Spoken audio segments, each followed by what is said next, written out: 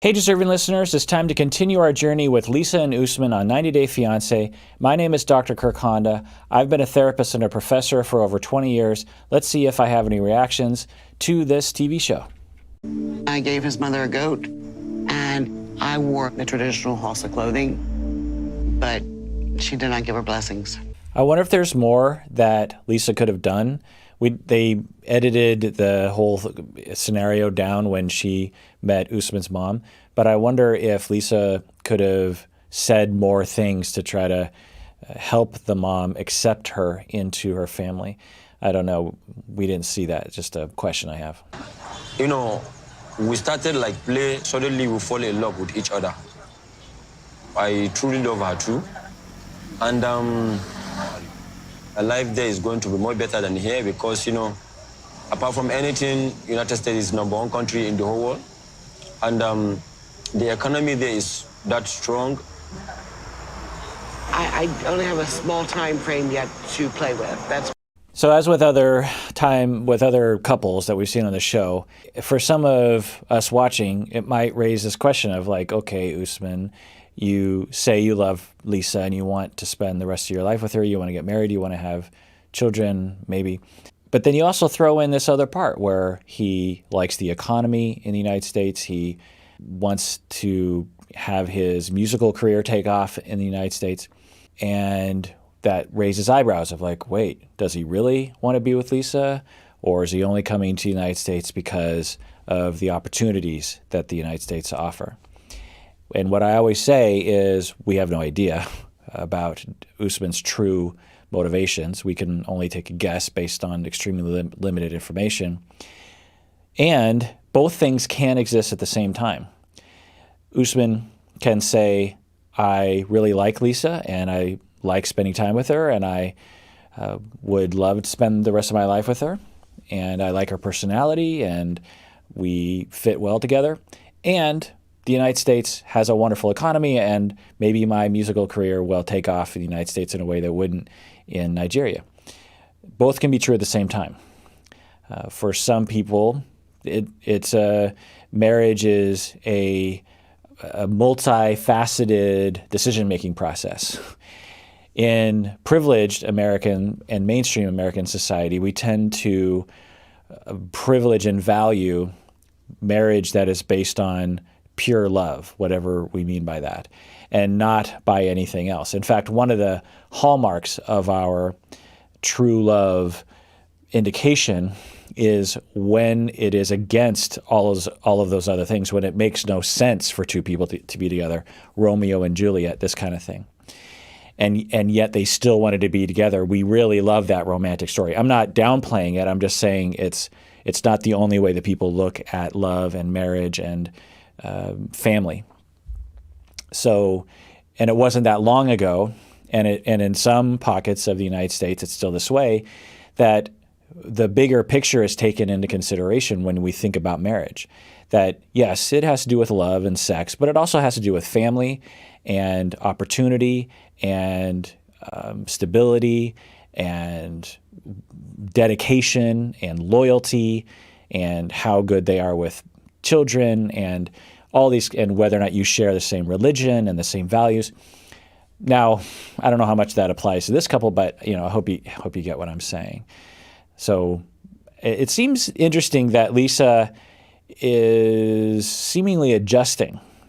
She is, I'm guessing, dressing a little bit more traditionally to the region so that she can get in the good graces of the family. She is saying nice things. She's not being stubborn. She's not being rigid. She doesn't seem to be judging the process very much. So that's promising. I will try to convince them as you love each other. But, It's not going to be easy, I know. it's not going to be easy for our mom to agree with that. But I will try my best. And I've seen this before in other family situations to varying degrees from various places all over the planet, including the United States, in that the mother at first could have said, well, no, I don't want these two to get married. I'm not going to provide my blessing. But a part of her might have said, but if they pursue the matter and they keep proving to themselves that this is serious and proving to me that this is serious, then, maybe I'll give in. But for now, I'm not convinced. She came over, she got me a goat, she's dressed up in traditional house of clothing, and she seems to be kind of nice, but I don't think that overrides the concerns I have. So now they're trying another angle. They're going to the older brother. Now the older brother will go to the mom, and maybe the mom will be like, oh, okay, these two are serious. It's not just a flash in the pan. This isn't just a one-time thing that Usman will forget later on. Usman is showing that he's dedicated to this. Okay, well, I'll say no, but maybe I'll have an asterisk on that, and I'll give him a chance to really prove that this is important. Now, if you don't understand or you don't come from this sort of cultural understanding, it might be hard to relate to why a mother of an adult child, I mean, Usman's 30 years old or something, that a mother would control this and be so disapproving. Because one way you look at it is the mother is being stubborn, unreasonable, not listening to her son's wishes, not caring, not hearing his request, not valuing his autonomy. It's one way of looking at it. Why would someone do that? Well, presumably because she loves her son and is worried about him and doesn't believe that he is making the right choice for himself. Maybe he's made a lot of choices in his life that have been questionable, and she just can't really sign off on that, doesn't feel good about it, and maybe she needs to be convinced. So presumably that's why the mom is doing it. Obviously don't know that, but that's usually why. Now, to me, growing up in my cultural pocket in Seattle, no parent would ever do that. My parents didn't disapprove of Stacy, and if they did, they would never have said anything. I don't think they ever did disapprove of my wife, but if they did, they would never say it. And if they did say it, I wouldn't have listened to them. I would have been like, well, sorry, mom and dad, but I'm getting married anyway. And very few people would support this sort of protocol where the parents would say that and that would be that. So I don't understand this. This isn't my culture. When I see this sort of thing, I'm like, what? He's 30 years old. Can't he make his own choices in life? So I certainly can't relate to it personally, but I also understand that I am not the only cultural thing on the planet, that my culture is not the culture, and I have to and so when I see things like this, I always try to imagine, how can I relate to it? What is the fundamental emotion or experience that we all have? Every mother worries about their children. Every mother worries about her children's decisions in life, no matter how old the children are, unless the mother is psychopathic, of which there are some. And that's what I can relate to. Parents worrying about their adult children and their lives.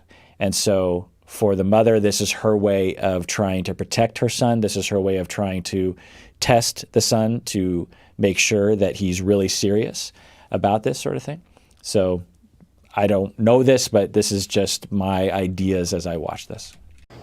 To, mami, ita ta ce ba ta da wani abin da za ta tambaye ki sai maganan aure. Ya ke gani, kin gari ta yi sallah. Kamar na ga an yi babba da yaro, ta tsere maka. Well, there you go. She's like, nope, she's too old for you. I wonder if that's kid related or just culturally related or so. Usman basically said that people in his community, men do not date or marry older women, even if it's just a few years older. So, I don't know. It's hard to know what's exactly is happening right here. For her to allow a woman that is almost her age to get married to her son, she is not liking that matter. I'm just going to take a guess and say that the mom still has a little bit of an open door. The door is kind of ajar. I don't know that. But often that is the situation. And if Lisa proves herself somehow, passes these tests a little bit more, my guess is the mom would eventually relent. That's been my experience in this situation. Now, it might not be here. It might not even be next week. It might not even be next year. But maybe like 5 years from now, if Lisa and Usman did get married and the mom was, could see that her son wasn't being a slave and that her son was being treated well in the United States and by Lisa, then the mom might approve at that point. So I've seen varying different things in that. I've also seen mothers who disapprove for the rest of their lives. So, I guess we'll just see what happens. Maybe we should go for now. This was a bonding time with Mommy in the mosque, and I thought she felt the same type of vibe. It was heartbreaking to me that she said no again.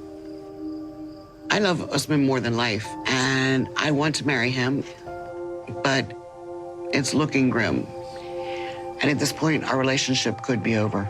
Now, I will say clinically, I have dealt with situations like this in families where the parents will disapprove. It's usually in my neck of the woods of a boyfriend-girlfriend or girlfriend-girlfriend, boyfriend-boyfriend relationship of a teenager. So you have a 16-year-old who is dating someone and the parents don't approve of that.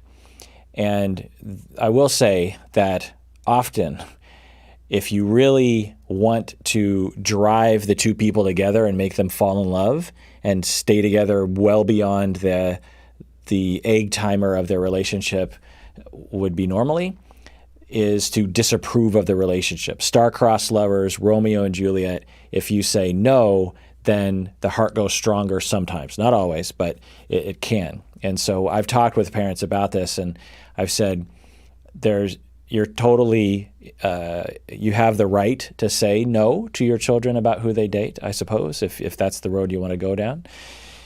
But I've seen in the past where when parents do that, it just prolongs the relationship.